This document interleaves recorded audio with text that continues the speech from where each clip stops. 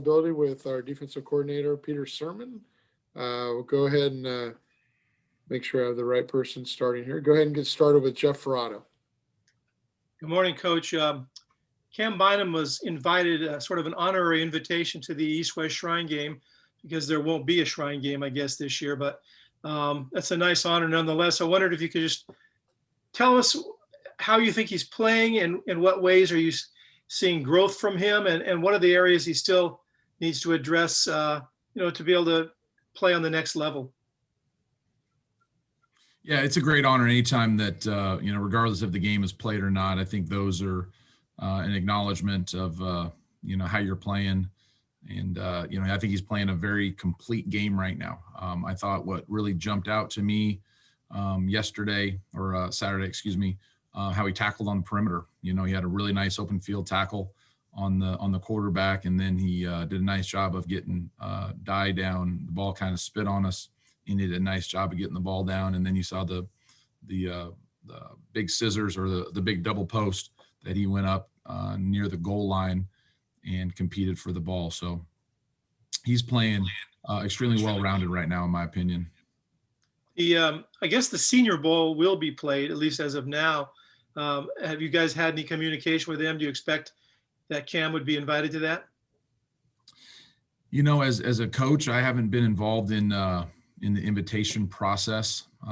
Sometimes those are dealt with, outside of my opinion.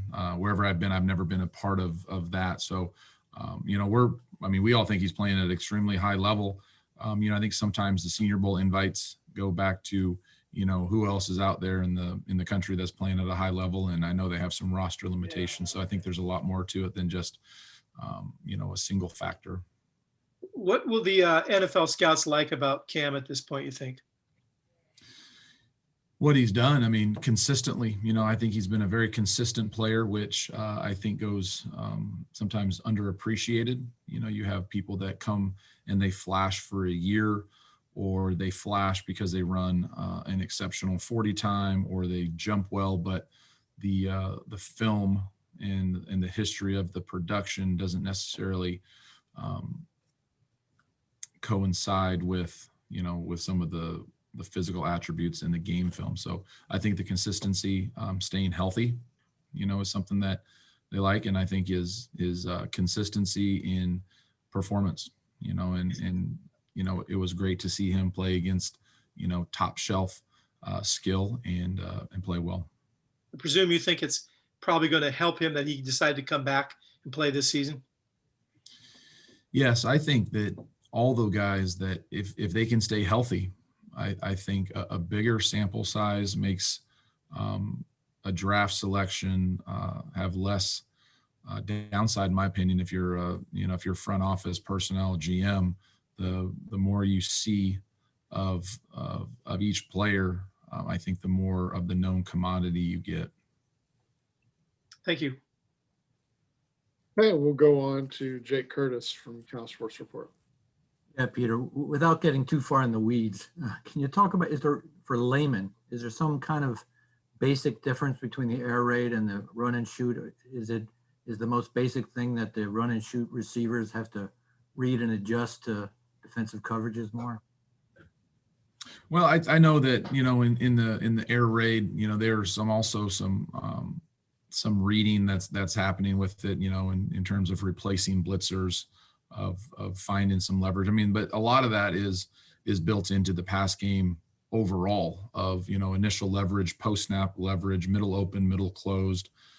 So I think in the run and shoot, what we're seeing right now at Wazoo is significantly more of the run game. Of not running it just because you have to, but running it effectively and it becoming a real part of the offense. And I think the consistency in the run game, you see it, really all over, even in some 3rd and long situations. You've seen, Oregon State, it was 3rd and 10, they ran draw and went for about, 55 yards or something like that. So you're just seeing a lot more of that. So that was, we didn't see that in the air raid Mike Leach time. And it is true that the personnel needs are fairly similar in the two styles, which is why Knicks offense translated pretty well from what was available to him. Yeah, I couldn't agree more. I think that was a smart continuity hire for what the roster looked like. And, when you do change philosophically, it does take a significant amount of years of a recruiting cycle to adapt if you have a significantly different way of building the offense. So I think they've just continued to develop who they've had. Number 9 and number 1, I think are really fine players. They get the ball to them, they move them around. And I think the future is bright for them with the quarterback situation. He's young, but he has some playmaking ability. And I think he kind of grew up in that system. So I think you'll see him, really flourish in what they're doing. Okay. Trace Travers from Rivals. Yeah, I was going to ask about Delora, but you kind of took the words out of my mouth right there. But what has he done that, stands out and maybe sets him apart as a true freshman? I think it's what he hasn't done. He hasn't made a lot of true freshman mistakes, and I think that that's a big part of, when you measure a quarterback, you can look at the good things, but it's can he minimize the negatives? Can he minimize those things that, to the team can really put the team in a bad situation? There's always going to be interceptions. I mean, when you throw the football, somebody told me when I was a kid playing quarterback, he said, Peter, when you throw the football, 2 out of the 3 things that happen are bad: incompletions or interceptions. Like, never really thought about that. So, that was one of those that he's taking care of the ball pretty well. Yeah, and kind of transitioning to other good things, Cam Good has been playing pretty, I think last week was probably his best game in a Cal uniform. What did you see from him during the Oregon game that made him so successful? And what do you see his kind of future profile being? Well, the future, profile or pro profile, that's always a really hard translation. Just simply from the fact of everybody is looking for something unique, especially on the defensive side of the ball. I think there's some more, I would say there's probably more of an agreement on the offensive side that, everybody likes big, fast wide receivers. Everybody likes running backs that can break tackles and catch the ball out of the backfield. Where the defensive side of the ball is, are you built out of 4-down space? Are you built out of 3-down space? I think there's significantly less opportunities on the defensive side of the ball for those tweener outside linebackers that play D end and outside linebacker in college. I think you have to find the right fit for those guys to be on the board. So that's a tough one for me to project. For what he's doing for us, he's playing with extreme confidence and he's finishing plays. The pass rush we've seen, he had another great rush down there, I think on about the 4-yard line coming out. It was just basic front and coverage, and he did a great job of beating it with speed, long arming it, and crushing the pocket. And then he was very, very active in some of the tackles for loss. The first, second, third, and 1. He did a great job of a certain technique and getting the running back. And I wanted to also ask about how much does Braxtoncroto coming back help you guys, not only at the outside linebacker position, but allowing you to rest some of your defensive linemen during the game? Yeah, Trace, it's both of those things. It's the 4th and 2 stop was huge, I think around the 20-yard line. And, there's been times, in my opinion, that we've had players in position to make a play. But I think Braxton's strength right there against a really talented running back really kind of showed. There was contact. He got him down by his legs, took the engine of the car out, and Braxton was strong enough to get him down. So the first down wasn't gained. He gives us a lot of versatility in the groups.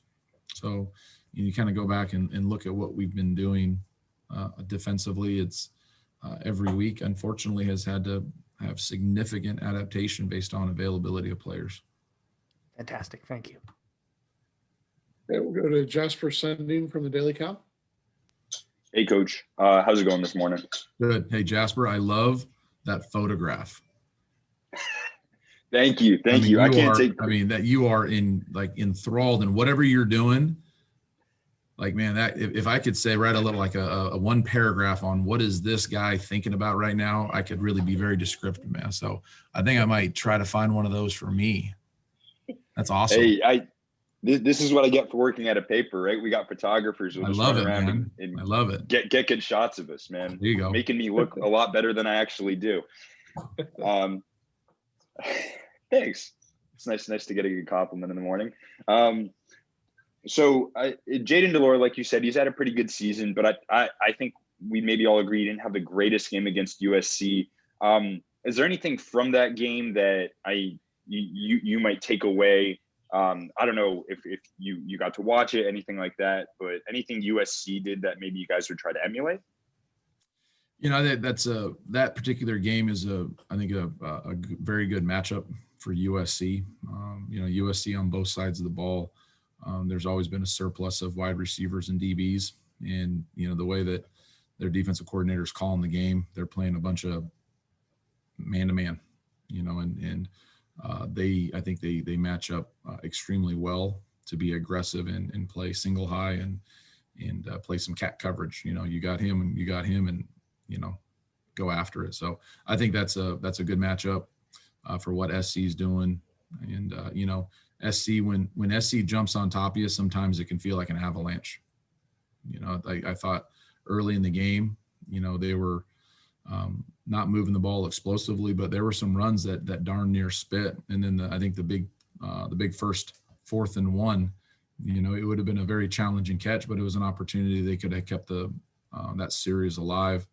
And then, you know, the USC's defense, I mean, the one interception I think of when 15 popped out, knocked it up, catched it, and then hurdled the quarterback and hurdled the wide receiver. You know, that was pretty. That was a heck of a play. Definitely. And to pivot to the Wazoo game, I think Max Borghi is back in practice. Does that change how you look at this game at all, or how you plan for it? You know, there's always, Jasper, always those variables of who could or who could not play. It's been, you know, even amplified this year. You know, you go out to pregame and see, all right, who showed up, you know, and you know, it's like those, have you guys seen that meme where like the two Spider-Man guys are staring at each other, both pointing at each other? That's what's happening pregame. So one staff goes out there and say, all right, who actually showed up to the game? And you go through your roster of, okay, this guy didn't come, like Oregon, you know, number 2 wasn't at the game when they're starting wide receivers. And they're over there looking at our roster and say who's showing up and who's not. So we have a lot of respect for Borghi. He is a fantastic player. I think he's one of the better players in our conference. But without knowing his availability, you know, in my mind, there's contingency plans on if they want to put him at running back, at wide receiver, if they want to, you know, replace somebody, if they want to go to a different personnel grouping. Those are some unknown variables that I kind of play out through my head, but the best we can is we take the product of what they have done for this season. You reach back a couple of years into what he has done at Hawaii, and we make our best educated guess off the information that we have. Definitely. Thanks so much, Coach. Hey, Trace Travers with Rivals. Yeah, I think I'd be remiss if I didn't mention the weather this weekend, which is supposed to be mid-30s, rainy, maybe snowy. Does it get your defense kind of psyched to play in the cold weather like that, where it's going to be a lot of, you know, hitting and whatnot? Well, it's the balance, you know, it's the balance of, you got to be mindful of not overhyping anything. You don't want to overhype if it's too hot. You don't want to overhype if it's too cold. You know, it's, you know, as a coach, there are extenuating circumstances sometimes, but to talk about and to give life to those circumstances, sometimes you minimize the most important thing, and that's the performance and the execution on the field. So will the guys talk about it? Probably. If it's horrible weather, will it matter? Yeah, it will matter in the game, but you know, we're not going to spend a bunch of time talking about it. So we'll just they roll the ball out there. We're going to do everything we can to tackle the guy with the ball and try to take it away. Thank you. Hey, guys, anybody with a final question? If you do, got a couple seconds here in the chat. Okay,